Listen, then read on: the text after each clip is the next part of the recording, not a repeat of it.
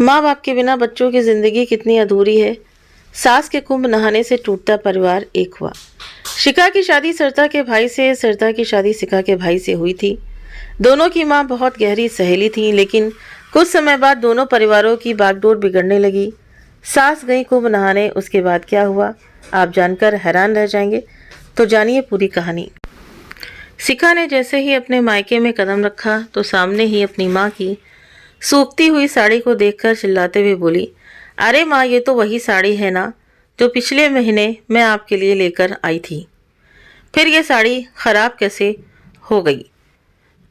इस पर ये दूसरे कपड़े का रंग कैसे लग गया? पता भी है आपको मैं कितनी महंगी साड़ी लेकर आई थी आपके लिए, पर आपको तो मेरे दिए कपड़ों की कोई कदर ही नहीं करनी है। अपनी बेटी को गुस्सा करते हुए सुमित्रा जी ने कहा, अरे बेटा शांत हो जा, एक साड़ी तो खराब हुई है, इसके लिए तो इतना चिल्ला क्यों रही है? बहू ने धोई थी तो शायद दूसरी साड़ी का कलर लग गया होगा। अरे ऐसे कैसे लग गया होगा? क्या भाभी को कपड़े धोने भी नहीं आते क्या? आपने भी ना माँ बहू को सिर पर चढ़ा कर रखा है। मुझसे अगर छोटी सी भी गलती हो जाती है तो इसकी माँ मुझे रोकने में एक सेकंड भी की देरी नहीं करती और अपनी बेटी को कुछ भी सिखाकर नहीं भेजा। बेटी के मुंह से ये सब सुनकर सुमित्रा जी उसे समझाते हुए बोली, अरे शिखा, ऐसा नहीं बोलते हैं बेटा, उसने कल बहुत सारे कपड़े एक साथ धोए थे तो लग गया होगा रंग, इसमें बुरा मानने की क्या बात है? ऐसा नहीं बोलते हैं बेटा, वो भाभी है तुम्हारी, एक दूसरे को मान सम्मान देना सीखो और प्रेम से रहो। शिखा अपनी माँ की बात सुनकर मुंह बनाते हुए बोली, आपको भी ना माँ बहू ने पता नहीं क्या खिला दिया है जो कभी भी आपको उसकी गलतियां नजर नहीं आती। शिखा बड़बड़ाते जा रही थी, पर सुमित्रा जी ने उसकी बात को कोई तवज्जो नहीं दी। इसलिए शाम को ही शिखा मुंह बनाकर वापस अपने ससुराल चली गई और अगले ही दिन अपनी भाभी से बदला लेने के लिए शिखा ने अपनी सास मनोरमा जी की साड़ी इस्त्री करते समय जानबूझकर जला दी और तय करके वापस अपनी सास की अलमारी में रख दी। 2 दिन बाद जब शिखा की सास मनोरमा जी ने वो साड़ी पहनने के लिए निकाली तो जली हुई साड़ी देखकर हैरान रह गईं।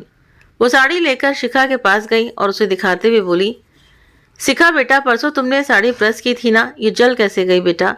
तुमने देखा नहीं क्या? मनोरमा जी का इतना कहना हुआ कि शिखा चिल्लाते हुए बोली, माँ जी, ये साड़ी भी ठीक उसी तरह जल गई जिस तरह आपकी बेटी ने मेरी माँ की नई साड़ी दूसरे कपड़ों का रंग लगाकर खराब कर दी। वो तो मेरी शाफत समझिए कि मैंने तो फिर भी आपकी पुरानी साड़ी जलाई है, तो इसलिए आप अपनी बेटी को अभी से सचेत कर दीजिएगा कि आगे से जो भी करे सोच समझ कर करे। बोलकर शिखा पैर पटकते हुए वहां से चली गई।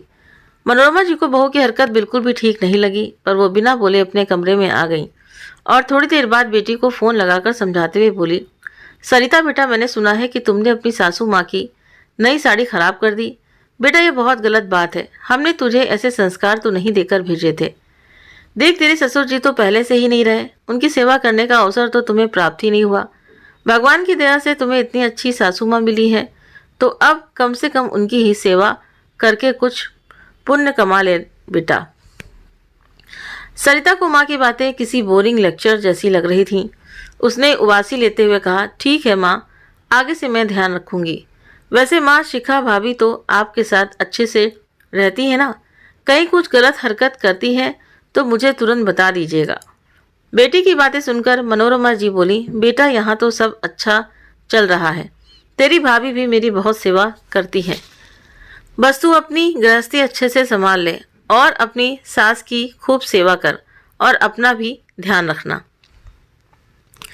बोलकर मनोरमा जी ने फोन रख दिया। दरअसल मनोरमा जी और सुमित्रा जी बचपन की सहेलियां थीं। किस्मत से दोनों की शादियां भी एक ही शहर में हो गई।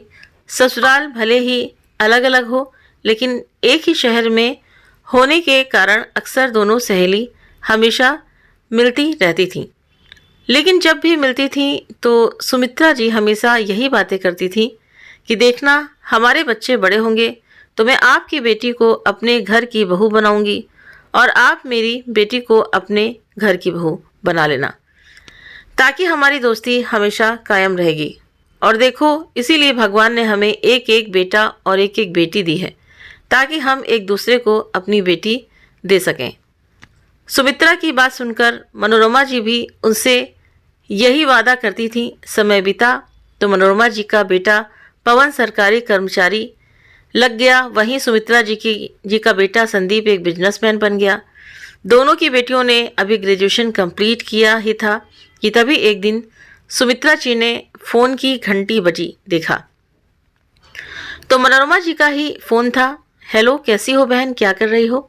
वो मैं बोल रही थी कि हमने जो वादा किया था क्यों ना अब उसे हम पूरा कर लें, क्योंकि बच्चे शादी लायक हो गए हैं। कहीं अपनी पसंद से कोई लड़की देख लेंगे तो हमारा वादा तो धरा का धरा ही रह जाएगा।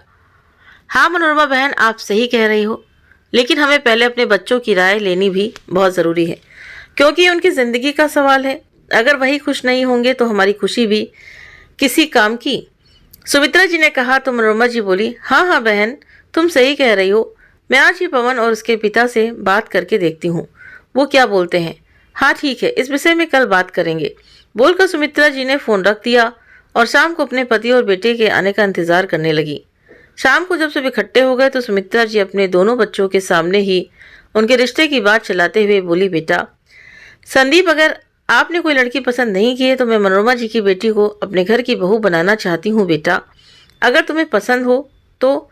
माँ की बात सुनकर संदीप ने शर्म से नजरें नीचे झुका ली और बोला, माँ पिताजी, आपकी पसंद ही हमारी पसंद होगी। हम इस बात का फैसला लेने वाले कौन होते हैं? नहीं बेटा, ये तुम्हारी जिंदगी का सवाल है। अगर तुम्हें मनोरमा जी की लड़की पसंद है तो ही ये रिश्ता तय होगा, वरना नहीं। और शिखा बेटा, तुम्हें मनोरमा जी अपने घर की बहू बनाना चाहती हैं। ये सुनकर शिखा चौंकते हुए बोली, ये आप क्या बोल रही हो माँ? मैं अभी पढ़ाई कर रही हूँ। हाँ बेटा, पढ़ाई कर रही है, लेकिन मनोरमा जी की बेटी भी तेरे जितनी ही पढ़ी है। जब उनका बेटा सरकारी कर्मचारी है तो भला तुम्हें नौकरी करने की क्या ज़रूरत पड़ेगी? और अगर पढ़ना चाहेगी तो आगे पढ़ा लेंगे बेटा, लेकिन बच्चों की समय से शादी कर देने से माँ बाप की सारी चिंताएं ख़त्म हो जाती हैं बेटा। सुमित्रा जी के समझाने पर शिखा ने भी हाँ बोल दी। अरे वाह, एक तीर से दो निशान, सुमित्रा जी के पति ने हंसते हुए कहा। तो सब लोग ठहाके लगाकर हंसने लगे। अगले दिन सुबह ही सुमित्रा जी ने अपनी सहेली मनोरमा जी के पास फ़ोन मिलाया और उसे कुछ बताने ही वाली थी कि तभी मनोरमा जी ने हंसते हुए कहा, सुमित्रा, मेरे पति व बच्चे तो मेरी बात से सहमत हो गए हैं।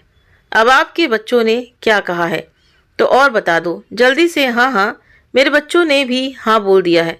अरे अब दोनों तरफ से हाँ हो गई है तो फिर देरी किस बात की? चट मंगनी पट ब्याह कर ही देते हैं, ताकि हमारा वादा भी पूरा हो जाए। मनोरमा जी की बात सुनकर सुमित्रा जी भी हंसने लगी और 1 महीने बाद ही शिखा मनोरमा जी की बहू बनकर आ गई और सरिता सुमित्रा जी की बहू बनकर आ गई। सब कुछ सही चल रहा था। उनकी शादी को 2 महीने ही हुए थे कि एक दिन अचानक ही सुमित्रा जी के पति श्यामलाल जी दिल का दौरा पड़ने के कारण भगवान को प्यारे हो गए। उनकी इस तरह अचानक मौत से दोनों परिवारों में तो जैसे मातम सा छा गया। लेकिन अगर सबसे ज़्यादा कोई दुखी था तो वो थी सुमित्रा जी। उनकी तो जैसे दुनिया ही उजड़ गई थी। परंतु बेटे बहू व बेटी जमाई और समधन के रूप में सहेली मनोरमा जी ने सुमित्रा जी की हिम्मत टूटने नहीं दी। अब वापस दोनों परिवारों का जीवन समान हो गया था। धीरे धीरे गाड़ी फिर से पटरी पर आ चुकी थी। परंतु एक बात सुमित्रा जी और मनोरमा जी को खटक रही थी कि धीरे धीरे शिखा का व्यवहार मनोरमा जी के लिए और सरिता का व्यवहार सुमित्रा जी के लिए कुछ बदल सा गया था। बल्कि अब तो कहीं ना कहीं उनके बेटे पवन और संदीप को ये बातें खटकने लगी थी कि शादी के 6 महीने बाद ही शिखा और सरिता दोनों का ही व्यवहार अपनी अपनी सासू माँ के साथ ठीक नहीं था। क्योंकि जब से सरिता के ससुर गए तब से ही सरिता ने घर के कामों से कन्नी काटनी शुरू कर दी। उसका खाना बनाने का मन तो बिल्कुल नहीं होता था। जब मौका मिलता बस बाहर से ऑर्डर कर देती। झाड़ू पोछा बर्तन के लिए तो नौकरानी लगी हुई थी, परंतु उनके घर का रिवाज नौकरानी से खाना बनवाने का बिल्कुल नहीं था। इसके चलते या तो सुमित्रा जी खाना बनाती या कभी कभी मजबूरन सरिता को ही बनाना पड़ता। बस इसी बात के चलते सरिता अपनी सास के साथ बुरा व्यवहार करने लगी। बहू के होते हुए भी सुमित्रा जी का खाना बनाना उनकी बेटी शिखा को खलने लगा। इसी कारण उसने सरिता के लिए अपने मन में ईर्ष्या पाल ली और सरिता को देखा देखी वो भी अपनी सास के साथ बुरा बर्ताव करने लगी। बस इसी तरह दोनों परिवारों में मनमुटाव पैदा होने लगे। आज भी रात को जब संदीप घर आया तो सरिता उसे उसकी बहन शिखा की शिकायत करते हुए बोली, सुनिए जी, आपकी बहन को आखिर मुझसे दिक्कत क्या है? क्यों, क्या हुआ सरिता? और ये तुम कैसी बातें कर रही हो? शिखा मेरी बहुत बहन, मतलब वो तुम्हारी भाभी भी है। हाँ तो होगी, मुझे फर्क नहीं पड़ता। आपको पता भी है आज उसने कैसी नीच हरकत की है। मेरी ही माँ से मेरी चुगली की है। उसने मन तो हुआ कि पूछूं माँ जी ने क्या सही यही संस्कार दिए हैं। आपने अपनी बेटी को कि हम माँ बेटी के बीच चुगली करके आग लगाए। तो संदीप ने अपना लैपटॉप बंद करते हुए कहा, क्या यार सरिता, तुम देख नहीं रही कि मैं ऑफिस से आकर कितना थका हुआ हूँ और तुम रोज ही ये रोना धोना लेकर बैठ जाती हो। प्लीज़ मुझे ये सब बातें बताकर परेशान मत किया करो। देखो तुम औरतों का जो भी है आपस में ही सुलझा लिया करो और तुम भी थोड़ा अकल से काम लो। दोनों घर तुम्हारे अपने ही हैं। बोलकर संदीप वहाँ से चला गया तो सरिता भी घबराते हुए जाकर चुपचाप सो गई। उधर शिखा पवन से बोली, आपकी माँ को अपनी बेटी की गलती तो कभी दिखाई नहीं देती और मेरी गलती गिनवाने के लिए हमेशा मेरे सिर पर खड़ी रहती हैं। मैं यहाँ घर का सारा काम करती हूँ, अच्छे अच्छे पकवान बनाकर खिलाती हूँ और वहाँ आपकी बहन खुद तो बाहर से ऑर्डर करके खा लेती है। किचन के काम को हाथ भी नहीं लगाती। उसके होते हुए भी मेरी माँ को ही खाना बनाना पड़ता है। आप अपनी बहन को समझा लीजिए कि अगर वो वहाँ खाना नहीं बनाएगी तो इधर मैं भी कल से खाना तो क्या चाय तक नहीं बनाऊंगी। सब कुछ आपकी बहन की तरह बाजार से ऑर्डर करूंगी। पत्नी की इतनी कड़वी बातें सुनकर पवन हैरान हो गया और उसे समझाते हुए बोला, शिखा, मुझे नहीं पता कि तुमने कब और क्यों अपने मन में इतना जहर भर लिया है, पर तुम किसी और की वजह से अपनी अच्छी आदतें क्यों बदल रही हो? अच्छा बात आपकी बहन की हो रही है इसलिए लेक्चर दे रहे हो ना? शिखा ने मुंह बनाते हुए कहा तो पवन बोला, देखो शिखा, जो जैसा करेगा वो वैसा ही फल पाएगा। फिर चाहे वो तुम हो या मेरी बहन, तुम्हारे अच्छे बुरे कर्मों का फल तुम्हारी गृहस्थी और जीवन पर पड़ेगा और मेरी बहन के बुरे कर्मों का फल उसे मिलेगा। बाकी तुम खुद समझदार हो। जरा सोचो कि इतना जहर तुमने अपने मन में किसके लिए भरा है? आखिर हम सब एक ही तो परिवार के हैं। अगले दिन शिखा ने अपनी माँ को फ़ोन किया तो उसे पता चला कि उसकी भाभी सरिता ने जिम ज्वाइन की है। बस फिर क्या था, इधर शिखा भी मनोरमा जी से बोली, माँ जी, मैं कल से जिम ज्वाइन कर रही हूँ। बेटा, तुम तो पहले ही इतनी फिट हो, तुम्हें जिम ज्वाइन करने की क्या ज़रूरत पड़ गई? मनोरमा जी ने उसे चढ़ाते हुए कहा तो शिखा थोड़ी घमंडी लहजे में बोली, जब मेरी माँ आपकी बेटी को जिम की परमिशन दे सकती हैं तो आप क्यों नहीं दे सकती? और वैसे भी मैं आपसे पूछने नहीं बताने आई हूँ। बोलकर शिखा पैर पटकती हुई वहाँ से चली गई और अगले ही दिन उसने भी वही जिम ज्वाइन कर लिया जो सरिता ने किया हुआ था और अब दोनों के बीच में और अधिक कंपटीशन होने लगा। जो मशीन पर शिखा एक्सरसाइज कर रही होती है वही मशीन सरिता को भी चाहिए होती और दोनों एक दूसरे को घूर घूर कर देखा करती। घर वापस आकर दोनों अपने अपने पति को एक दूसरे की शिकायतें बताकर परेशान करती रहती। जब पानी सिर से ऊपर जाने लगा तो एक दिन सुमित्रा जी ने मनोरमा जी को फ़ोन किया और बोली, मनोरमा बहन, अपना किया गया वादा तो अपने बच्चों ने मिट्टी में मिला दिया। बस सोच सोच कर दोनों बच्चियों की बड़ी चिंता होती है। दोनों ने एक दूसरे के लिए मन में इतना क्रोध, नफरत और ईर्ष्या पाल रखी है। मनोरमा जी सुमित्रा जी की बातों पर सहमति जताते हुए बोली, हाँ बहन, मैं भी यही सोचती हूँ कि उनकी नफरत के बीच में अभी तो हम दोनों ही पिस रहे हैं। अगर इन दोनों का ऐसा ही हाल रहा तो उनकी नफरत की आग में दोनों परिवार ही नहीं बल्कि आने वाली पीढ़ी भी बर्बाद हो जाएगी। दिन रात हम समझाते रहते हैं कि हम सब एक परिवार के लोग हैं। एक दूसरे के लिए प्रेम और आदर सम्मान का भाव ही रिश्तों को आपस में जोड़ता है, परंतु दोनों इतनी पढ़ी लिखी होने के बावजूद भी बिल्कुल समझने को तैयार नहीं हैं। मनोरमा जी ने कहा तो सुमित्रा जी बोली, हाँ बहन, वही तो मुझे भी समझ नहीं आता कि दोनों को समझाएं तो समझाएं कैसे। वो तो शुक्र है भगवान का कि हमारे बेटों को भगवान ने इतनी अकल दी है। अगर वो लोग भी इन बेवकूफ़ों की बातों में आकर अपनी अकल खो बैठे तो न जाने हमें कैसे दिन देखने पड़ते। सुमित्रा जी की बात सुनकर मनोरमा जी बोली, बहन मुझे लगता है कि हमें अपने बेटों से ही इस बारे में बात करनी चाहिए, हो सकता है वही कुछ हल निकालें। हाँ सही कहा आपने, चलिए फिर मैं संदीप से बात करती हूँ और आप पवन से बात कीजिए, कहकर सुमित्रा जी ने फोन रख दिया और दोनों सहेलियां शाम को अपने अपने बेटे के आने का इंतजार करने लगीं। शाम को जब संदीप घर आया तो सुमित्रा जी ने शिखा और सरिता के बारे में बात करते हुए कहा कि बेटा इन्हें कैसे भी करके समझाना होगा।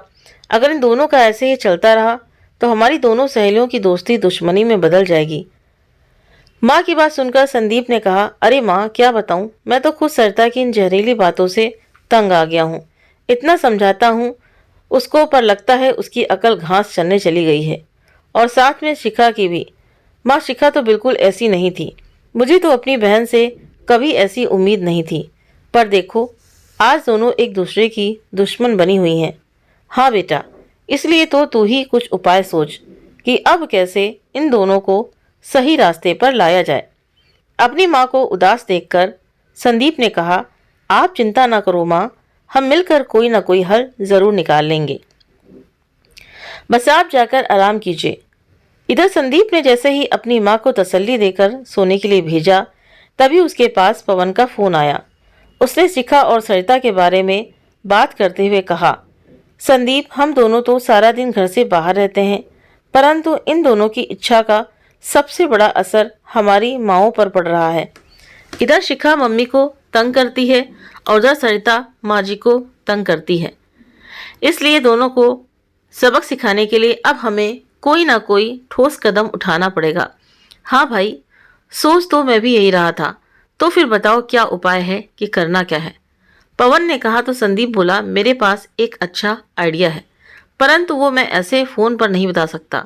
हम सब लोग कल इनके जिम में जाने के बाद मैं अपनी माँ को लेकर आपके घर आता हूँ और फिर बातें करते हैं, बोलकर संदीप ने फ़ोन रख दिया। और अगले दिन ही सरिता के जिम में जाने के बाद संदीप अपनी माँ सुमित्रा जी को लेकर मनोरमा जी के घर पहुँच गया तो दोनों सहेलियाँ गले से मिलते हुए बोली, हमने तो सोचा था कि ये रिश्ता करने से हमारी दोस्ती हमेशा कायम रहेगी, पर हमें क्या पता था कि हमारी दोनों की बेटियों ही ना समझ निकलेंगी। अरे अभी अपनी सहेली को चाय पानी भी पिलाओगी या गिले शिकवे ही करती रहोगी। पवन के पिता रमेश जी ने हंसते हुए कहा तो मनोरमा जी चाय बनाने चली गईं और फिर चाय पीते हुए सब लोग डिस्कस करने बैठ गए। रमेश जी ने कहा, आज की युवा पीढ़ी को हो क्या गया है, अपने ही मन के करती हैं, बड़ों की बातों का तो इन पर कोई असर नहीं होता। कुछ भी समझाओ तो समझने के लिए तैयार नहीं है, उल्टा हमें ही पाठ पढ़ाने बैठ जाती हैं। अभी इनका ये हाल है, आगे तो सारा जीवन पड़ा है। अभी तो हम जीवित हैं, हमारे बाद क्या होगा। मुझे लगता है कि हमने एक ही परिवार में शादी करके गलत कर दिया है, अलग अलग घर में शादी करते तो ऐसा ना होता। तभी मनोरमा जी ने अपने पति की बात को बीच में ही काटते हुए कहा, लेकिन हमने तो अच्छे के लिए ही किया था, हमें क्या पता था कि हमारी संतानें ऐसे निकल जाएंगी। तभी संदीप ने सबकी बात काटते हुए कहा, मेरे मन में एक आइडिया है, अगर आप सब लोग की सहमति हो तो हम उस आइडिया से इन्हें सीधे रास्ते पर ला सकते हैं। हाँ बेटा, तुम आइडिया तो बताओ, क्या सोचा है तुमने। मनोरमा जी और सुमित्रा जी एक साथ बोल पड़ी तो संदीप ने सबको अपने विचारों के बारे में बताया तो सब लोग उसकी बात से सहमत हो गए। संदीप अपनी माँ को लेकर घर आ गया और अगले ही दिन अपनी बहू के सामने ही सुमित्रा जी ने मनोरमा जी के पास फ़ोन किया। नमस्ते बहन जी, सब कैसे हो। नमस्ते जी, यहाँ सब ठीक है। वहाँ सब कैसे हैं। यहाँ भी अच्छे हैं। बहन जी, मैं सोच रही थी कि यहाँ सब लोग महाकुंभ जा रहे हैं तो हम भी एक बार कुंभ नहा आते हैं, मन भी अच्छा हो जाएगा। हाँ बहन जी, कह तो ठीक रही हो, लेकिन घर में 100 काम होते हैं, हम कहाँ निकल पाते हैं। मनोरमा जी ने भी हंसते हुए कहा तो सुमित्रा जी बोली, काम तो सारी जिंदगी के हैं, अपने लिए भी थोड़ा समय निकाल लो। हाँ ठीक है बहन जी, मैं पवन के पिताजी और बच्चों से बात करती हूँ। ठीक है। सास की बातें सुन इधर शिखा और उधर सरिता के कान खड़े हो गए। अपनी सास की बात सुन सरिता ने अपने कमरे में आकर अपनी माँ मनोरमा जी के पास फ़ोन किया। हाँ माँ, तुम नहीं जा रही हो क्या? तुमने माँ जी को मना क्यों किया है? माँ जी महाकुंभ नहाने जाएंगी और तुम घर में बैठकर काम करोगी। अरे तुम भी थोड़ा बहुत धर्म कर लो, अपनी सारी तैयारी कर लो जाने की और मज़े करके आओ। बेटा तेरे पापा और भाई से तो बात कर लूं। अरे पापा तो आपके साथ ही जाएंगे ना, उनसे क्या बात करनी है। हाँ बेटा, आज बात करके शाम को बताती हूँ तुझे, कहकर मनोरमा जी ने फोन रख दिया। इधर शिखा भी मन ही मन खुश हो रही थी कि कुछ दिन के लिए ही सही, लेकिन मेरी सास घर से तो जाएगी। इसी खुशी में वो मनोरमा जी के पास आई और बोली, अरे माँ जी आप भी जाइए ना, मम्मी के साथ आप लोग कहीं जाते भी नहीं हैं। अरे अपने जीवन का भरपूर आनंद लीजिए, कुंभ के मेले में करोड़ों लोग आए हैं, आप भी कुछ पुण्य कमा लीजिए। हाँ बेटा चले जाएंगे, आज ही बात करती हूँ पवन और तेरे पिताजी से। रात में मनोरमा जी ने रमेश जी और पवन से बात की तो पवन बोला, ठीक है माँ, आप पिताजी को भी ले जाइए, कुछ दिन के लिए एंजॉय करके आइए। तो मनोरमा जी भी खुश हो गईं और अगले ही दिन अपने बच्चों को आशीर्वाद देते हुए तीनों अपनी गाड़ी में बैठकर प्रयागराज महाकुंभ के लिए निकल गए। गाड़ी में बैठते ही सुमित्रा जी ने कहा, चलो कुछ दिन तो चैन की जिंदगी जिएंगे। वैसे भी शिखा और सरिता ने चिक चिक कर दिमाग खराब कर दिया था।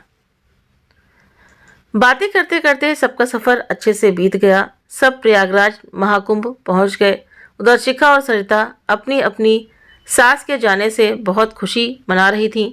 हर घंटे में कुछ ना कुछ ऑर्डर करती और टीवी देखते हुए खाती। उनके पति तो अपने अपने काम में व्यस्त रहते। अब वो दोनों घर में अकेली थीं। उन्हें रोकने टोकने वाला कोई नहीं था। अपने मन की करती अपने मन की तो सास के सामने भी करती थी, लेकिन अकेले में उन्हें जो मज़ा था वो सासू माँ के साथ कहाँ था। उन्हें गए हुए करीब 5 दिन हो गए थे। फिर एक दिन अचानक किसी अनजान नंबर से शिखा के पास फ़ोन आया। क्या आप रमेश जी के घर से बात कर रहे हैं? हाँ जी, मैं पुलिस कंट्रोल रूम से बात कर रहा हूँ। आपके घर वालों की गाड़ी खाई में गिर चुकी है, जिसका ज़रा भी नामो निशान नहीं बचा है। बोलकर उधर से फ़ोन कट गया। यह खबर सुनते ही शिखा के हाथ से फ़ोन छूटकर नीचे गिर पड़ा। उसके पति भी घर पर नहीं थे। उसने जल्दी से पवन को फ़ोन लगाया और सारी खबर बताकर घर आने के लिए कहा। जब तक पवन आया तब तक संदीप भी सरिता को लेकर अपनी बहन शिखा के पास ससुराल आ गया। जैसे ही शिखा ने अपने भाई भाभी को देखा तो उनसे लिपट कर फूट फूट कर रोने लगी। भैया, हमने पहले ही अपने पिता को खो दिया था और अब माँ, सास, ससुर सब हमें छोड़कर चले गए। हमने जाने ही क्यों दिया उन्हें वहाँ। सरिता भी पागलों की तरह रोते हुए बोलते जा रही थी कि हमने कभी अपनी सासू माँ को प्यार नहीं किया, बस एक दूसरे की कंपटीशन में अपनी अपनी सास पर अत्याचार करती रही। आज भगवान ने भी हमारे साथ ऐसा कंपटीशन खेला है कि हम जिंदगी भर रोते रहें। दोनों बदहवास हालत में बोलते जा रही थी। उनके पति ने उन्हें पानी पिलाया और एक एक नींद की गोली देकर सुला दिया। अगले दिन भी दोनों बहुत रोई। शिखा अपनी सास की अलमारी में घुसी तो उनकी वही जली हुई साड़ी उसके ऊपर आकर गिरी, जिसे उसने सरिता को सबक सिखाने के लिए जलाई थी। उस साड़ी को देखकर शिखा अपने सीने से लगाकर बहुत रोई। उधर सरिता किचन में थी। उसकी मम्मी का लाया हुआ एक बड़ा सा कॉफ़ी मग, जिसे देख सरिता बड़ी खुश हुई थी। उस पर नज़र पड़ी तो मम्मी को याद कर वो भी फूट फूट कर रोने लगी। घर कितना सूना हो गया था एक साथ 3 लोगों के जाने से। आज उन्हें समझ आ गया था कि माता पिता के बिना जिंदगी कितनी नरक बन जाती है। माता पिता ना हो तो घर घर नहीं खंडहर लगता है। अब बार बार खाना खाने को कौन कहेगा? गलत बात पर डांट कौन लगाएगा? बस यही सब बातें उन दोनों के कानों में गूंज रही थी। लेकिन अब दोनों एक दूसरे का ख्याल रखने से बिल्कुल पीछे नहीं हटती थी। दोनों में इतना प्यार हो चुका था कि संदीप और पवन भी उन्हें देखकर हैरान थे। ऐसे ही करीब 15 दिन बीत गए। एक दिन दोपहर के 3 बजे दोनों बरामदे में बैठी एक दूसरे के सिर में तेल लगा रही थी। तभी डोरबेल बजी। सरिता खड़े होकर गेट खोलने गई। उसने जैसे ही गेट खोला तो उसके पैरों तले जमीन खिसक गई। बिजली ऐसे टूट रही थी मानो बड़ा तूफान आने वाला हो। उसके सामने उसके माता पिता और सासू माँ खड़ी थीं। उसे अपनी आंखों पर विश्वास ही नहीं हुआ। वो जोरों से चिल्लाई। भाभी! उसकी तेज आवाज़ सुनकर शिखा डरती हुई आई। उसने भी सामने देखा तो हक्की बक्की रह गई। दोनों कुछ बोल पाती उससे पहले ही उन तीनों ने उन्हें सीने से लगा लिया। अपने माता पिता को जीवित पाकर वो खुशी से आंसू बहा रही थी। उन दोनों के मन में 1000 सवाल खड़े हो चुके थे। उन्होंने पूछना चाहा पर रमेश जी ने ये कहकर बात को टाल दिया कि बेटा, भगवान का शुक्रिया अदा करो कि आज हम फिर से तुम्हारे सामने खड़े हैं। अपने पिता की बात सुनकर सरिता ने कहा, हाँ ठीक है पिताजी, आप सब लोग सही सलामत आ गए, हमारे लिए यही बहुत है। इतने दिनों में हमें पता चल गया कि माँ बाप के बिना बच्चों की जिंदगी कितनी अधूरी है। कहते कहते सरिता और शिखा की आंखें भर आईं। अरे अभी गिले शिकवे ही करती रहोगी या फिर हमारे लिए चाय नाश्ता भी बनाओगी? रमेश जी ने हंसते हुए कहा। तो दोनों ननद भाभी चाय नाश्ता बनाने के लिए रसोई में चली गईं। उनके जाते ही सुमित्रा जी ने कहा कि हमारे बिना हमारे बच्चों ने पूरे 20 दिन जुदाई का गम झेला है।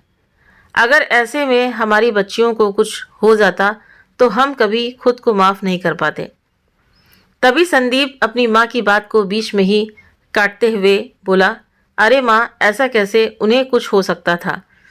हमने एक अच्छी पहेली के लिए ये कदम उठाया था।